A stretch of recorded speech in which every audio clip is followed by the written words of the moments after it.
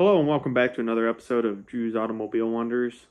Tonight I'm going to give a follow-up video on the teardown that I just did on this Chevy 350. For those who don't know, I just previously had done a live where I tore down this motor that originally came out of my 1970 C20, but it is not the original engine that came in the C20. This motor was definitely full of surprises up to this point, and I want to kind of go over them with you. First of all, this motor, I can confirm, is not going to be rebuildable, and a lot of red flags popped up that kind of pointed me in the direction that it was going to be like that. Starting with the crankshaft here. Where's the numbers on it? There they are. So, as you can see, the crank has been turned to 30 thousandths undersize on both the mains and the rods. And I didn't know you could go that far on a crankshaft, at least for a small block Chevy. But I guess you can, even though I'm sure it's not recommended. And the cylinder heads, I haven't yet to kind of look at the cylinder heads, but these are the 624 total smogger casting number heads. They have no flowing ability whatsoever. You can see it's pretty blatant right there at the intake manifold gasket still stuck to it. You see all the meat that sticks out. So these heads are pretty much door stops at this point because they're not good for much else.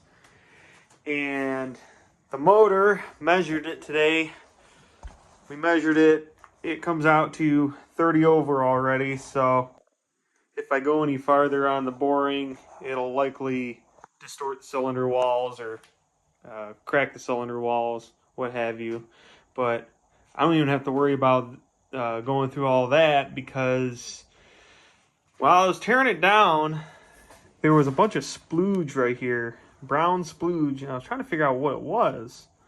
Well, turns out the oil coated over a bunch of GB weld that was attached here. And as you can see, it was covering up and sealing up a crack in the block. So this motor ran and would not quit no matter how much I made it work, because I've spent the last 5 years driving this truck with this motor in it to work and back on a regular basis.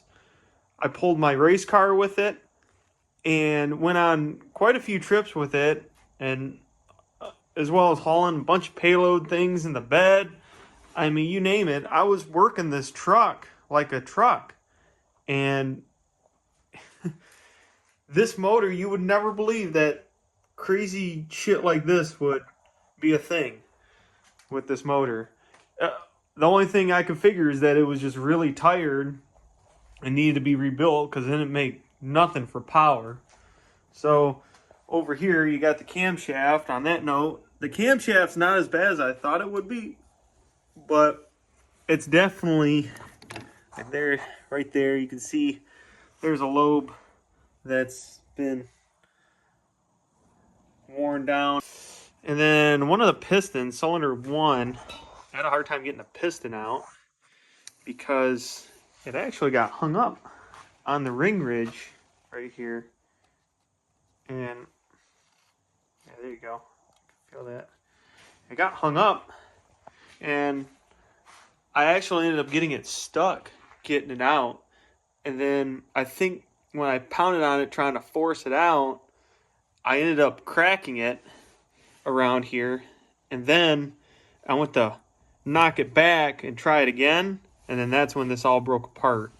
So that was a thing. That was a first. I never really had that happen before, so that was to my surprise. Although I guess, again, I'm not surprised because of how worn these cylinders are and how much ridge there is there, as well as gunk. And these cylinder walls, Lord knows how out of round they are. I haven't even measured how out of round or what the taper is on them. All I know is I can assume that they're really, really bad. So, but that was the only piston that really gave me the hardest time. There was like 2 others that I left in there just to be safe, so I didn't break any, didn't make anything else anything worse than it already was. Ended up taking the crankshaft out at that point before I finished taking the pistons out. But all the rest of the pistons came out pretty easily, other than that one. And another thing I noticed is it looks like they sleeved the lifter bores. And I've never seen this before. I mean, a lot of new things that I never really thought people would do to a motor, and they do. They sleeve. It appears they sleeve because you can see the fab marks right there where they cut away, and it appears they put sleeves in the lifter bores. So I mean, I could be wrong.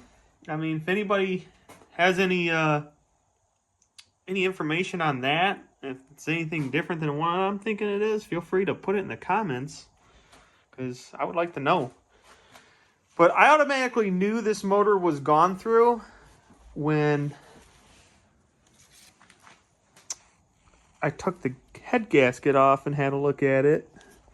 Sure enough, I don't know if you can see that. That's a Felpro head gasket. That's what told me this motor was gone through already. And then when I took the crank off and saw the how much it's been cut down, I'm like, oh boy, that's not a good sign. So automatically knew right there, I'm like, man, this motor may not be rebuildable because it's already been gone through. And if anything, it's probably been gone through a couple times, judging by how much they've cut into it. Probably machined, and they machined it, pretty pretty far at this point. So yeah, everything is just, this motor is definitely going to be a conversation piece for many years to come, because I'm definitely not going to toss it or scrap it. I think what I'm going to do is I'm going to end up painting it and turning it into a coffee table or a nightstand or something like that. I have another old crankshaft sitting over here standing up. I've had that sitting there for quite a while now. It was out of my brother-in-law's. It was for my brother-in-law ended up getting that with the motor that we were putting together for his station wagon, his Ford station wagon. It's out of a small block Ford, and I might take that crank and this crank and make some sort of light fixtures or nightstands or something, maybe something to put at the end of the driveway. Maybe even a mailbox stand. Maybe I'll put them together, but I don't know yet. But yeah, these are definitely all the pieces, and you can see the bearings, typical copper color. That's actually the worst one. The rest of them, they got a little bit of copper on them, but they're not as bad as I thought. I thought they were. Every bearing on this motor was going to end up looking like that, and it turns out they're not. I mean, the worst one, ironically enough, was piston number 1. Had the worst bearings, which I wonder if that was another issue. Another thing, we measured the bores, and this bore was actually bigger. Is actually bigger than these other bores. Like, the bores aren't even all the same size. So Lord knows what kind of job they did, but yeah, I'm very impressed. And it was a 4-bolt main too. It was not a 2-bolt. We were mistaken on that. We did the oil pump. We only shoved the oil pan over a little bit, and we just seen the back main cap, and initially just thought it was a 2-bolt, but weren't really thinking to look at the center ones and forgot that that's the way they came. So yeah, it's pretty much either all scrap at this point and decoration material. So I'll see what I make of it. But I just wanted to give everybody an update. Meanwhile, I got the big block in the truck. It is running. We got to put coolant in it again. I ended up having to change the radiator out, help cooling system cool a little better, and I have dual fans on it now, and It's all coming together. Hopefully, I'll be driving it here in a couple months. But that's about where we're at. So thanks for watching, everybody, and I'll keep you posted on anything else that goes on. Take care, and we'll see you later.